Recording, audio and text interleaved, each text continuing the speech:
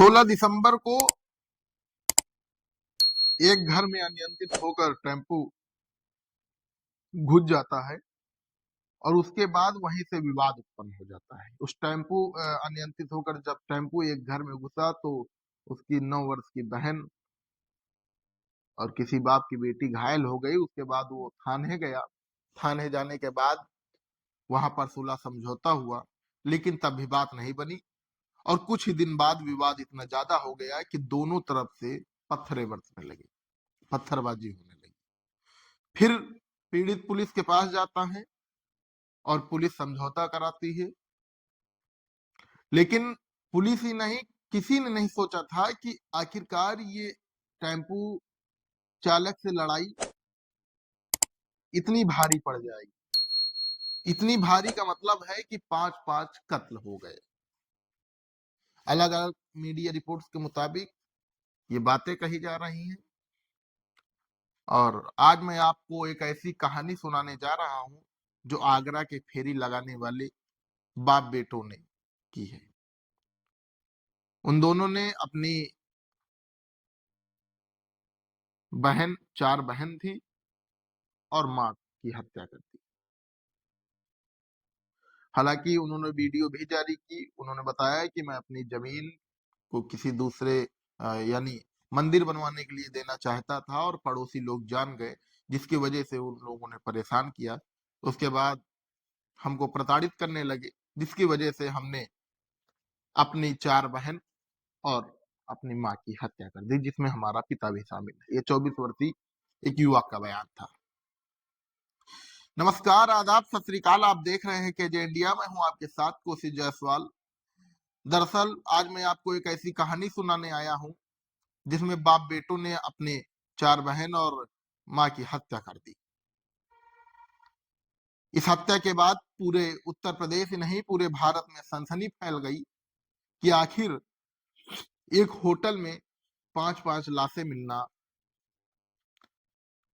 क्या जाहिर कर रहा है, उत्तर प्रदेश की कानून व्यवस्था को लेकर क्या जाहिर कर रहा है। हालांकि जो पॉलिटिक्स करते हैं लोग, वो लगातार भाजपा सरकार पर तंज भी कस रहे हैं।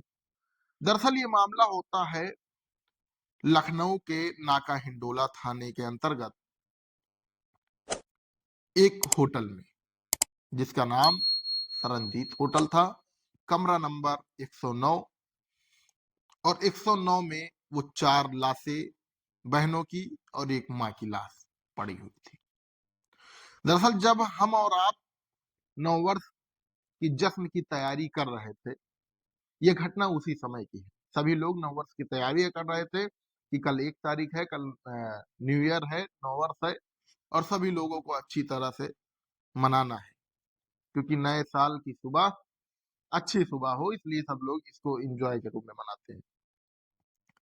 लेकिन इधर दूसरी तरफ अरशद और बदर के दिमाग में कुछ और ही चल रहा था। ये अरशद और बदर आगरा के एक थाना पड़ता है ट्रांस यमुना, और वहीं पर एक टेढ़ी बगिया नाम का एक मोहल्ला है।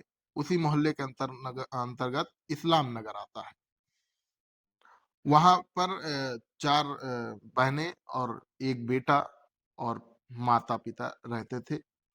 वहीं पर उनका एक घर बना हुआ था, वहीं पर रहने का काम करते थे। हालांकि बाप बेटे जो थे, मुखिया बदर और जो उनका बेटा 24 साल का अरशद, ये दोनों फेरी लगाने का काम करते थे। जैसे कपड़े बेचना हुआ, टहल कर बेचना हुआ, घूम कर बेचना हुआ, ये वो काम करते थे।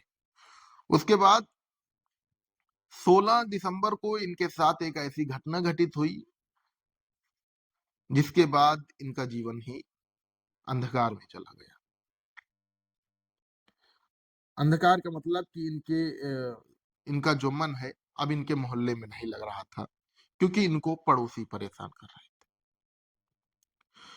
इनके साथ जो इनके मुखिया बदर और इनका बेटा है 24 साल का अरशद और इनकी पत्नी आसमा जो 46 साल की थी, और अरशद की बहन आलिशा 19 साल की थी, रहीमन 18 साल की थी, अक्सा 16 साल की थी, आलिया 9 साल की थी। जब ये अपने पड़ोसियों से परेशान होने लगे तो ये वहां पर कहकर वहां से कहकर भाग आए कि हमको अजमेर शरीफ जाना है दर्शन करने के लिए।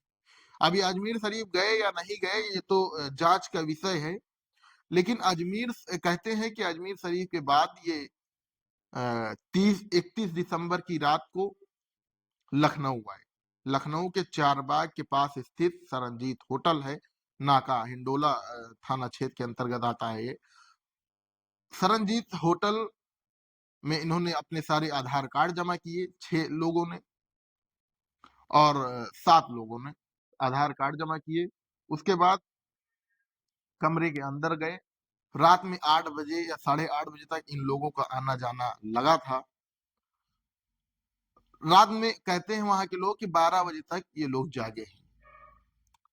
हालांकि पुलिस कह रही है कि जो जांच में स्पष्ट हुआ है कि पहले इन लोगों ने शराब पी, खाना खाया, ऑनलाइन खाना ऑर्डर किया, खाना खाया और शराब पिया।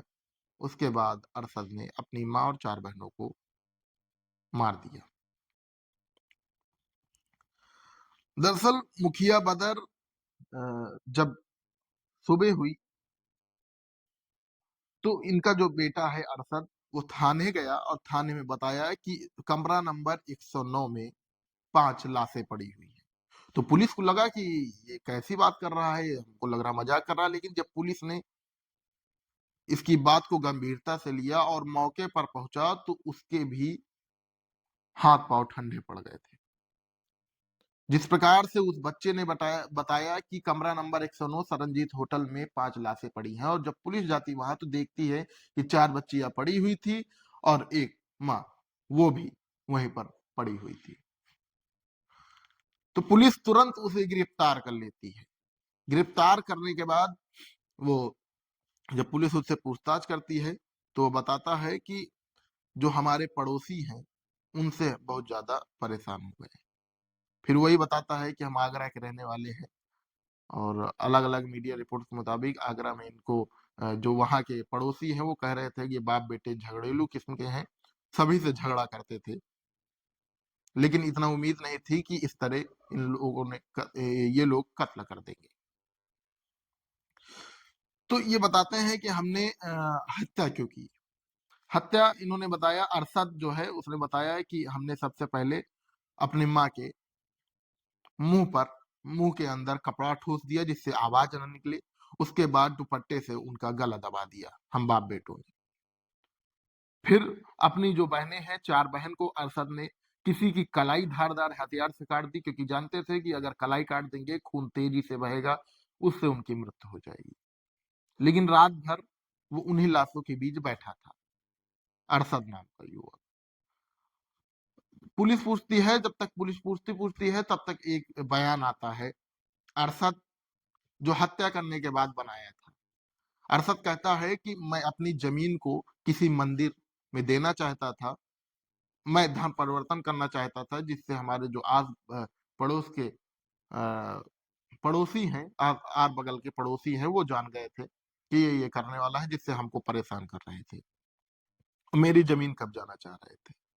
इसलिए हमने अपनी बहनों को मार दिया कि हमारे न रहने पर हमारी बहनों से ये गंदा काम कराते, इनको बेच डालते, इसलिए हमने इनकी मर्डर कर दी। आप सोचिए कि इतनी छोटी छोटी लड़ाई इतनी बड़ी बन जाती है। क्या उस युवक को ये करना सही था? हालांकि उस युवक और उसके पिता, हालांकि उसका पिता फरार है अभी, को जो कानून से संबंधित जो दंड है उसको तो मिलेगा ही, लेकिन क्या इतनी छोटे छोटे मामलों में इतना बड़ा इशू बना लेना सही है? एक बाप बेटे ने मिलकर अपनी 4 बहनों और अपनी माँ की हत्या कर दी।